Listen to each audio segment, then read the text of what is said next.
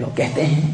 نماز میں سکون نہیں ملتا، ہم نے بڑا ذکر کیا، بڑا اللہ کو یاد کیا، نہ زندگی میں سکون، نہ عبادت میں سکون، نہ اللہ کی یاد میں سکون ملتا ہے، ایک مدت سے محافل میں جا رہے ہیں۔ میرے آقا صلی اللہ علیہ وآلہ وسلم نے ارشاد فرمایا، مسند امام احمد بن حنبل کی روایت ہے، رسالت مآب صلی اللہ علیہ وآلہ وسلم کا بڑا ہی پیارا ارشاد ہے۔ میرے آقا ارشاد فرماتے ہیں، وہ لوگ جو کہتے ہیں نا عبادت میں ہمیں سکون نہیں ملتا،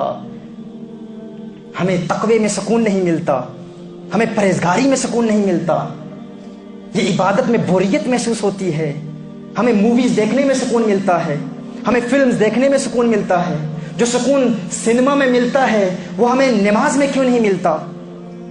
جو سکون گناہ میں ملتا ہے وہ ہمیں نماز میں کیوں نہیں ملتا؟ اچھا پھر وہی شخص کہتا ہے میں بڑا پرہیزگار بھی ہوں، بڑا نیکوکار بھی ہوں، وہ یہ بھول جاتا ہے کہ سکون اللہ نے ان عبادات میں رکھا ہے۔ جس طرح ایک بیمار شخص اس کو لذیذ اور اس کا پسندیدہ کھانا آپ دیں تو چونکہ وہ بیمار ہے، اس کا معدہ خراب ہے، اسے اس کھانے سے سکون نہیں ملے گا، خوشی نہیں ملے گی، لذت نہیں حاصل ہوگی۔ اب وہ کہے اس کھانے میں لذت نہیں ہے، نہ، کھانا وہی ہے، کھانے میں لذت ہے لیکن تو بیمار ہے۔ اسی طرح نماز میں سکون ہے، عبادت میں سکون ہے، لیکن ہمارا دل بیمار ہے، اس لیے ہمیں سکون نہیں ملتا۔ تو اگر اس افضل الذکر کے مراتب پر فائز ہونا چاہتے ہیں، اگر چاہتے ہیں کہ حقیقی ذکر مل جائے، تو سب سے پہلے دل کو پاک کرنا ہوگا۔ دل کو پاک کیسے کیا جائے گا، اس کا پریکٹیکل میتھڈ ابھی آپ کو انشاءاللہ تعالی میں بتاتا ہوں، تاکہ اس سے قبل یہ بات تو واضح ہو جائے کہ ان عبادتوں میں سکون ہے، لیکن ذکر کی محفل میں آنے والوں، اللہ کو یاد کرنے والوں، اور پوری دنیا میں جو لوگ مجھے اس وقت سن رہے ہیں، ان سے بھی یہی عرض کروں گا، جب بھی ذکر کی محفل میں جاؤ، سب سے پہلے یہ ارادہ کر لو کہ میں گناہوں سے پاک ہونے کی نیت سے جا رہا ہوں۔ یہ نہیں کہ پورا دن ذکر کرتے رہے اور رات کو گناہ کر لیا۔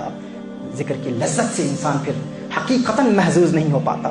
اور اگر آپ چاہتے ہیں کہ عبادتوں میں لذت ملے،